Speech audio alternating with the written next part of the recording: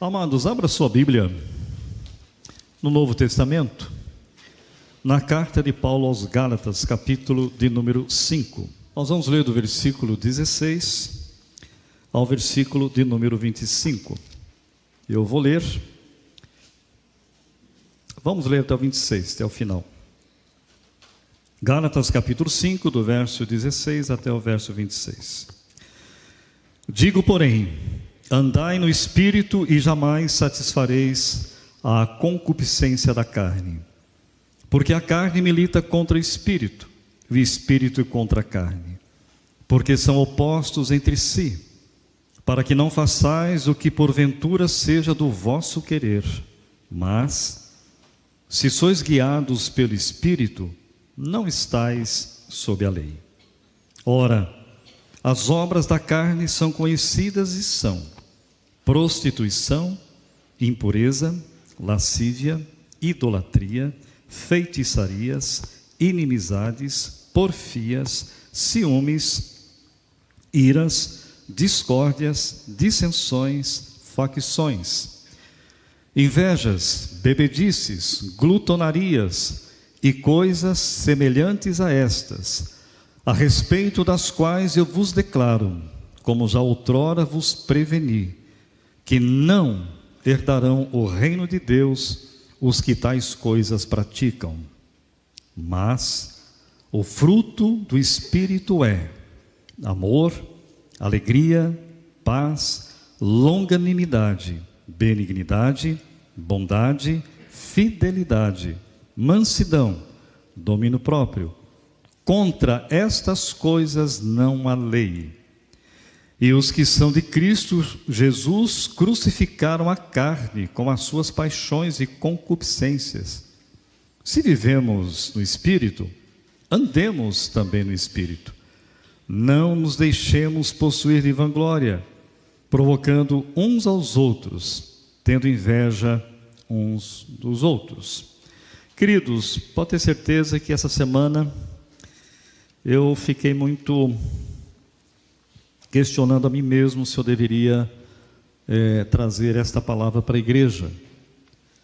Há determinados assuntos na Bíblia que nós não queremos falar, que nós não queremos pregar.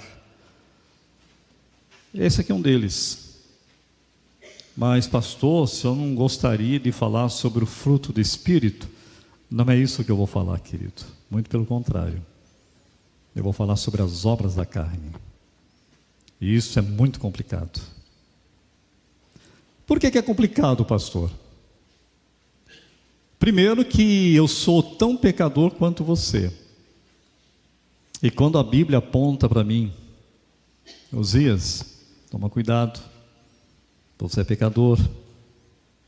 Olha, a guerra, a luta espiritual, ela é violenta.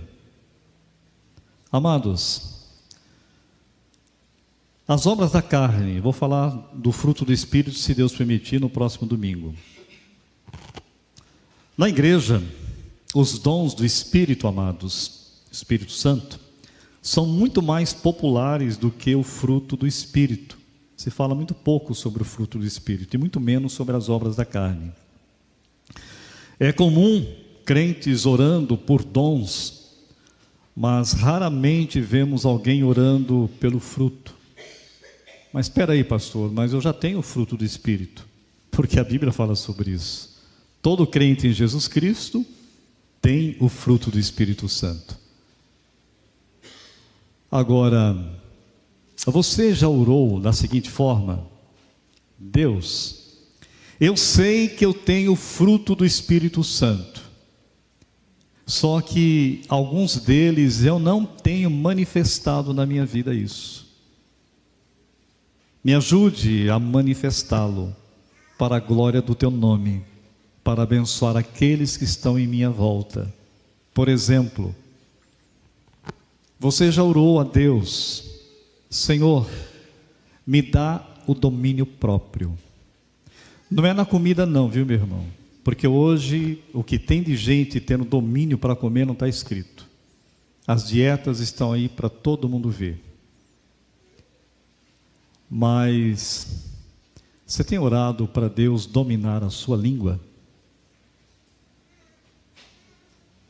É diferente, bem diferente. Você tem orado a Deus para Deus dominar aquilo que você ouve e que você ouviu e que te deixou estarrecido, mas ao invés de você guardar para você, você passa para o outro? Falta de domínio próprio. Não pertence a Deus isso de jeito maneira. A Estefânia, nossa querida irmã, hoje ela trouxe uma breve meditação sobre o pecado. E depois eu a elogiei e falei: minha querida, que coisa boa, que palavra boa, palavra abençoada. Você deu uma introdução daquilo que eu vou pregar hoje à noite, se Deus permitir. Quem esteve aqui na escola dominical pode perceber isso.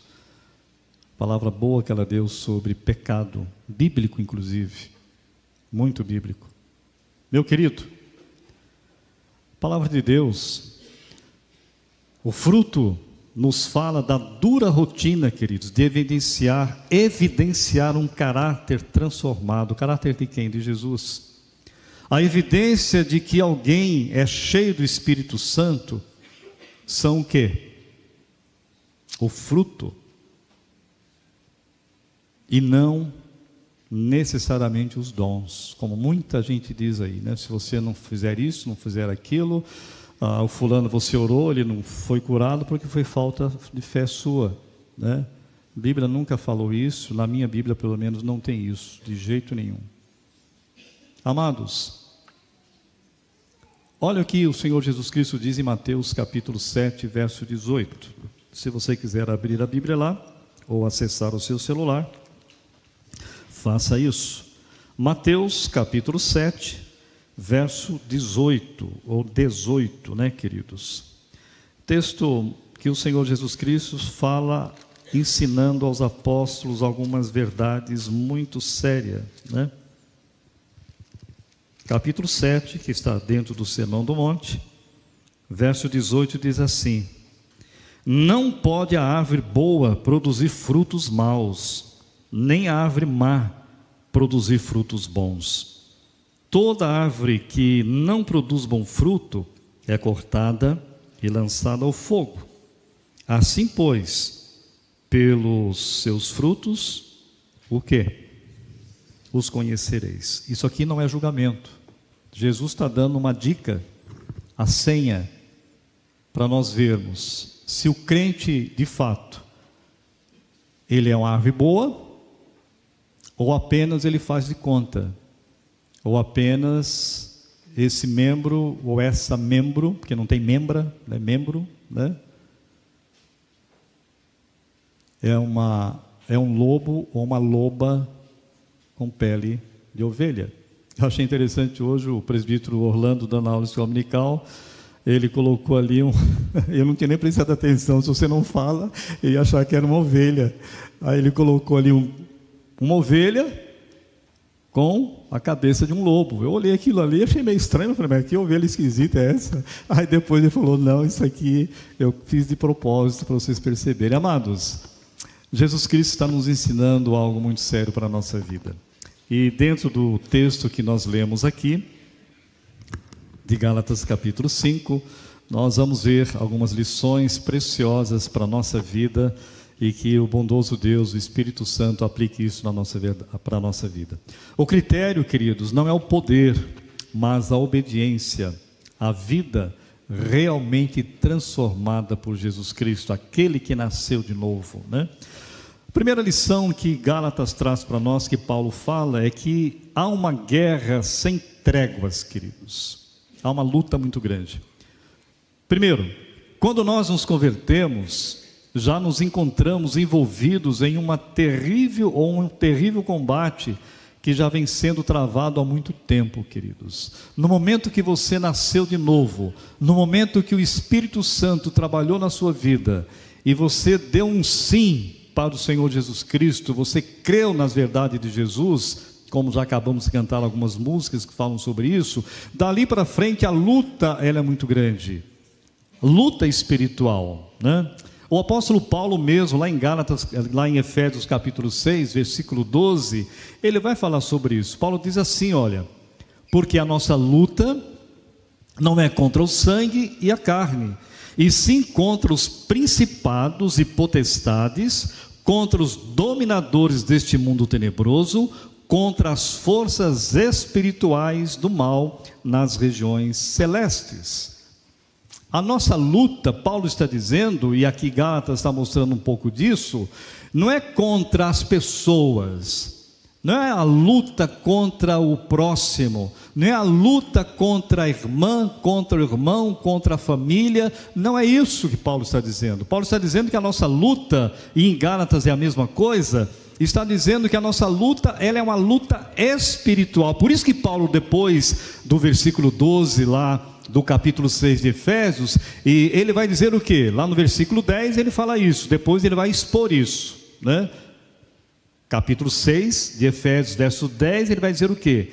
Revestivos, portanto, de toda a armadura de Deus. E aí ele vai explicar lá a questão de várias outras coisas, né? Que não é o momento que eu quero dizer aqui isso aqui.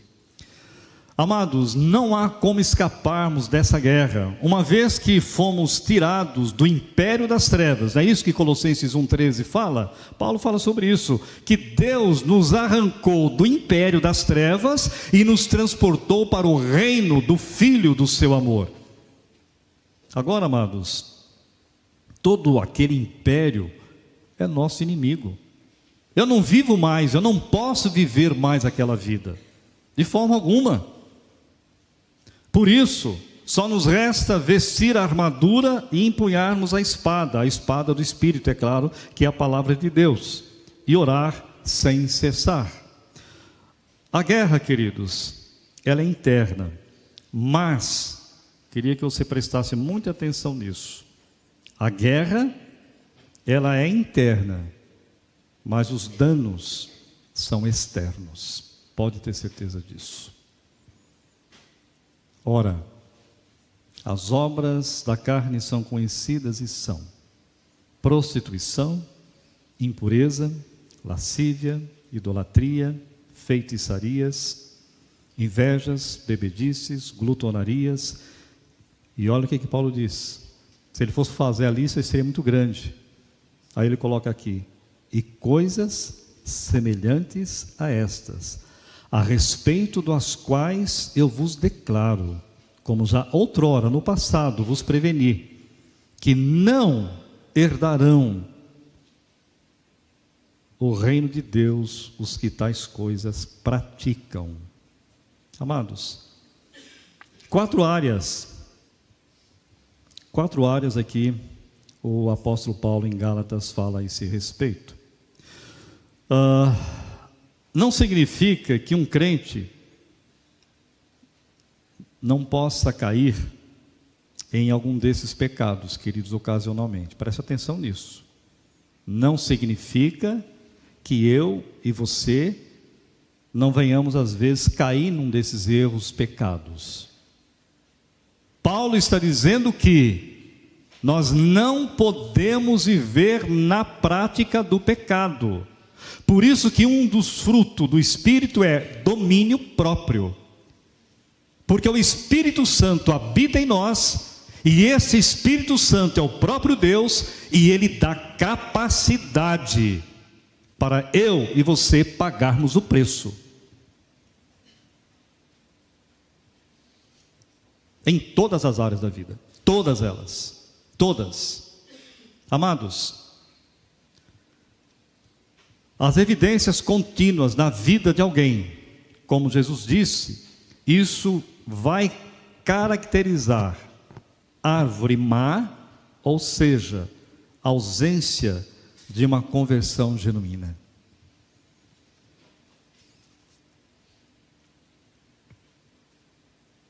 No mesmo capítulo 7 de Mateus, Jesus vai dizer: nem todo aquele que me diz Senhor, Senhor, entrará no reino dos céus.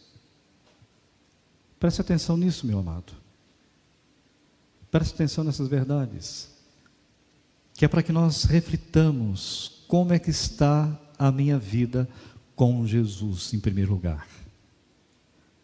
E se essa vida com Jesus está segundo as Escrituras, como é que está a minha vida na relação com as pessoas?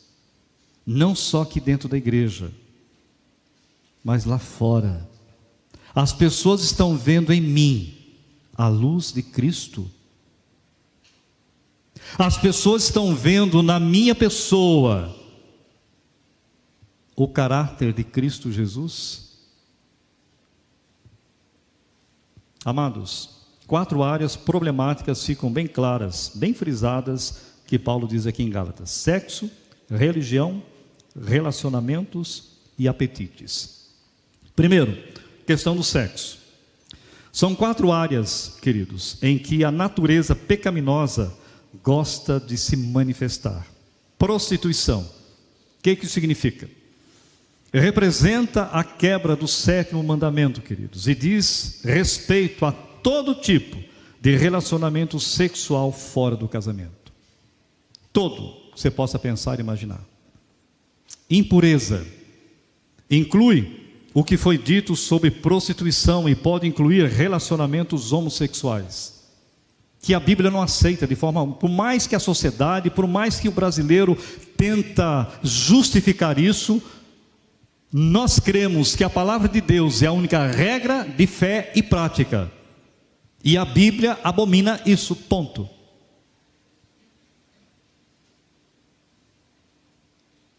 Aí vem as igrejas, chamadas igrejas evangélicas ou inclusivas, que eu não sei aonde esses pastores leem e interpretam isso. Como é que Deus vai jogar pessoas nessas no inferno, se Deus é um Deus amoroso, um Deus perdoador? Como é que você entende isso? Como é que você interpreta isso? Dentro das Escrituras. Não o que o fulano A, B, C e D diz. Não estou preocupado com isso. Estou preocupado com o que o todo da Bíblia fala sobre isso. O que a Bíblia fala sobre isso? O que o livro de Apocalipse fala sobre isso? O que Jesus Cristo fala sobre isso, queridos?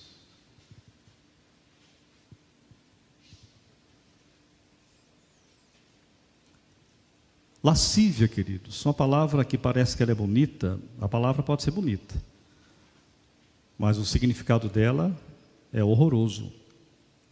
Lascívia, amado, significa, aponta para a disposição mental reprovável, dando um sentido sexual implícito que se expressa em palavras, posturas e roupas impróprias e até provocativas. E há muito crente fazendo isso. Toma cuidado. Você, rapazinho, você que é jovem, toma cuidado com a roupa que você usa.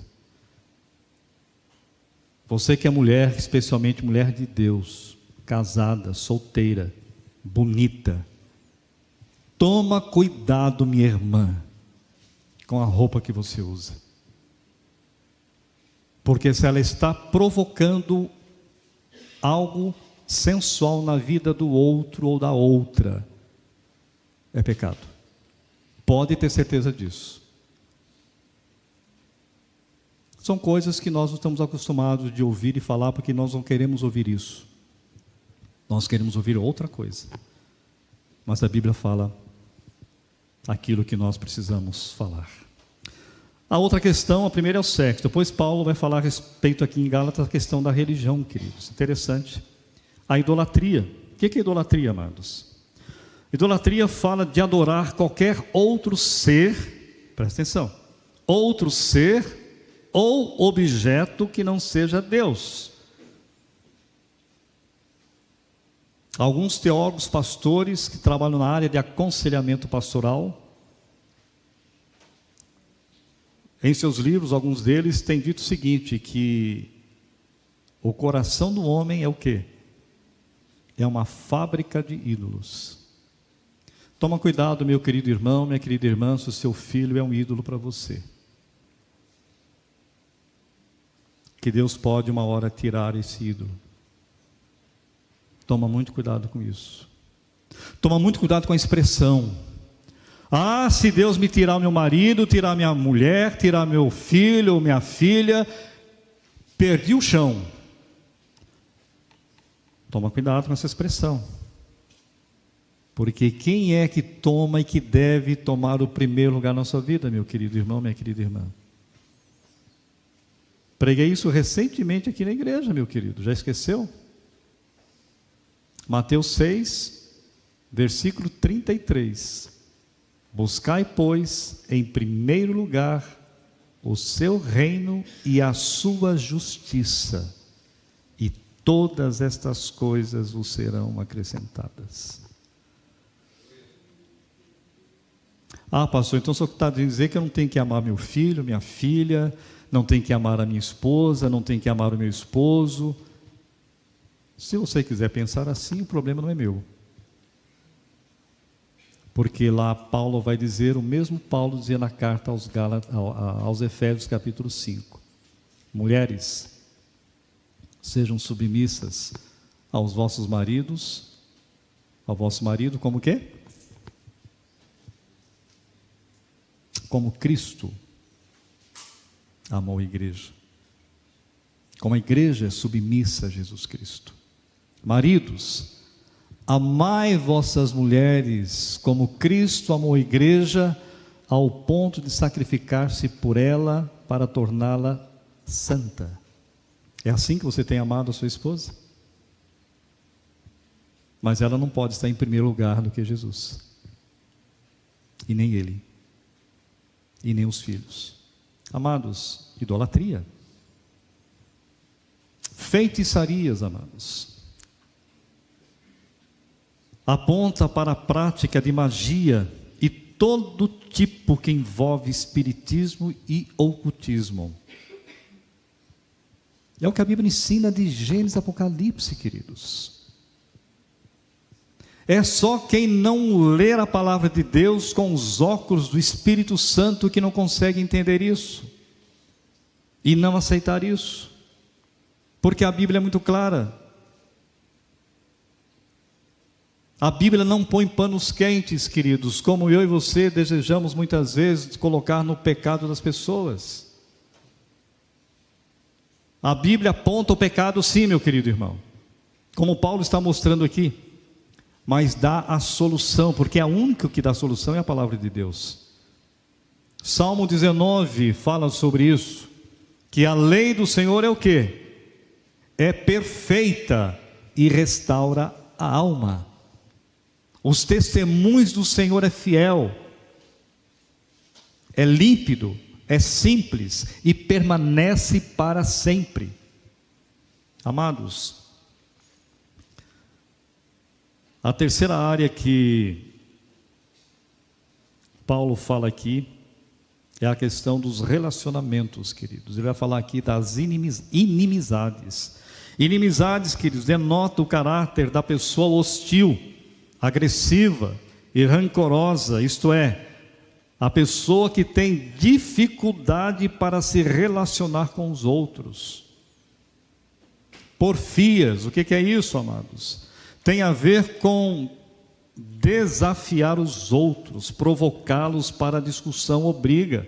Pessoas polêmicas, pessoas que não conseguem ceder.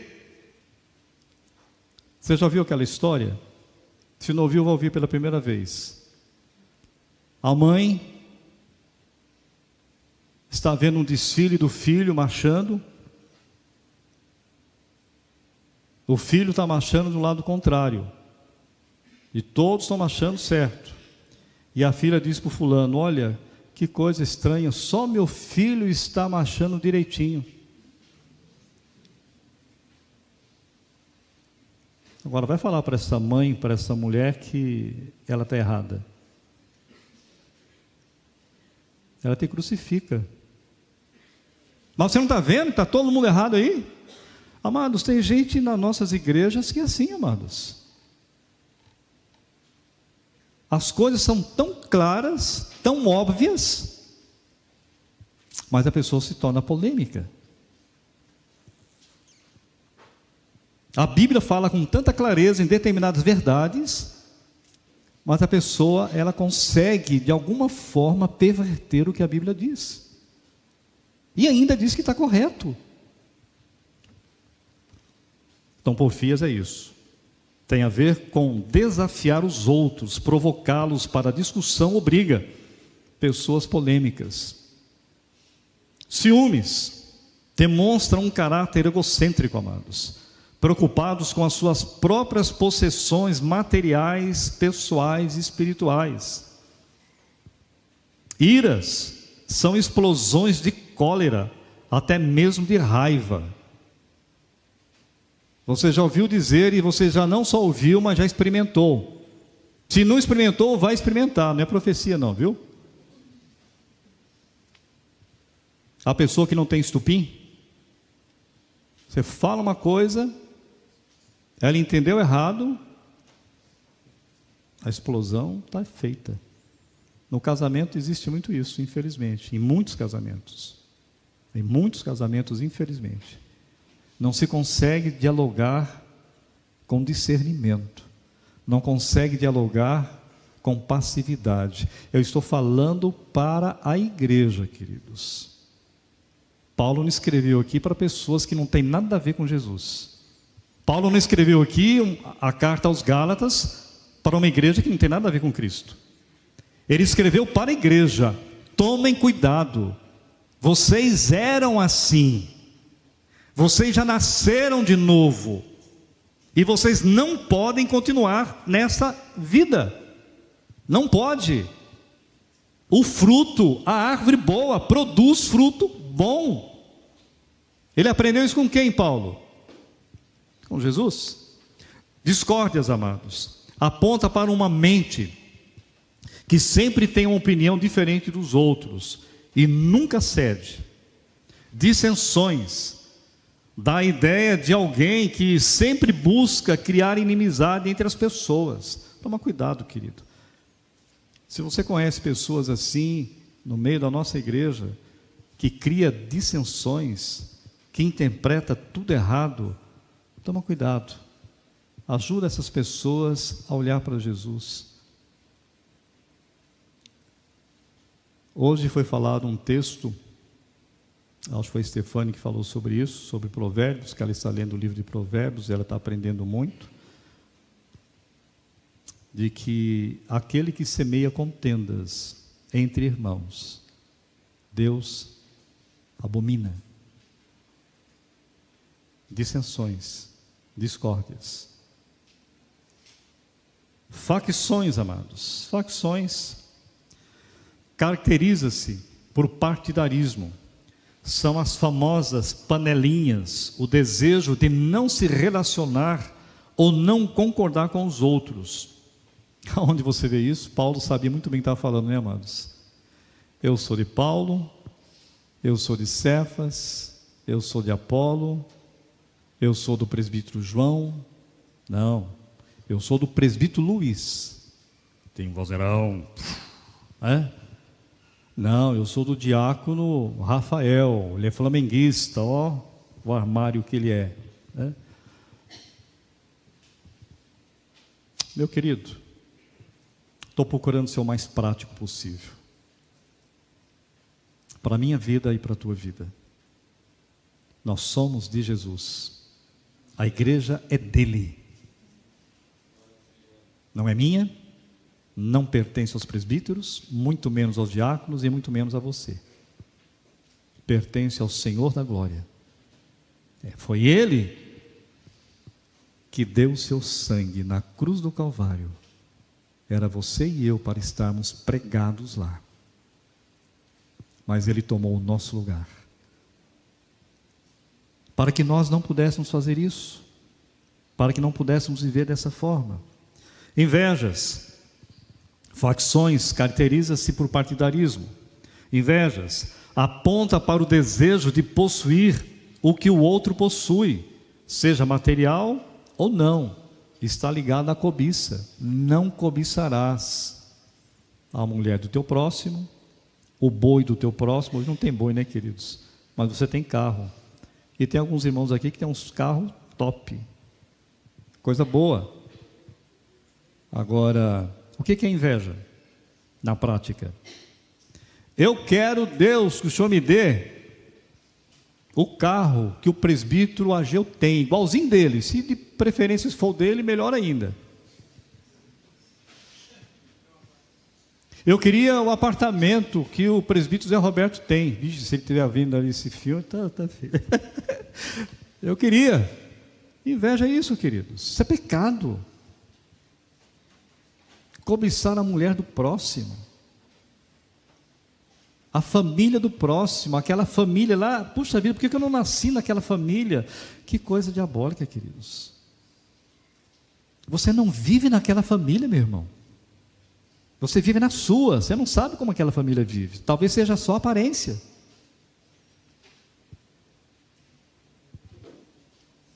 Bebedices, amados, é o uso descontrolado do álcool e de todo tipo de drogas. Todo tipo, amados. Paulo vai dizer na carta aos Efésios: não que vos embriagueis com vinho, mas enchei-vos do Espírito Santo. Talvez você pode até mudar ele um pouquinho, né? Não vos embriagueis com cerveja, com uísque, com drogas de todo tipo, e remédios e mais remédios. Tem gente que toma remédio de tudo quanto é tipo aí, né, queridos? Toma cuidado. Se é de acordo com o médico, ótimo, continua. Mas se você está tomando remédio do seu jeito, da sua forma, toma cuidado. Toma cuidado, que isso pode trazer um mal pior ainda, que não é correto, não está certo. Glutonaria. Ixi, pastor, isso pegou pesado, hein? Eu estou com fome, viu, queridos? Muita fome. Representa a vida de quem vive para encher o estômago, preocupando-se apenas com a satisfação dos apetites pessoais. Tem pessoas que parecem só vir para comer, queridos. Verdade. Eu observo muito isso. Em alguns congressos que eu participo, até aqui mesmo na igreja, né? Tem irmãs, não é só homem não, viu, irmão?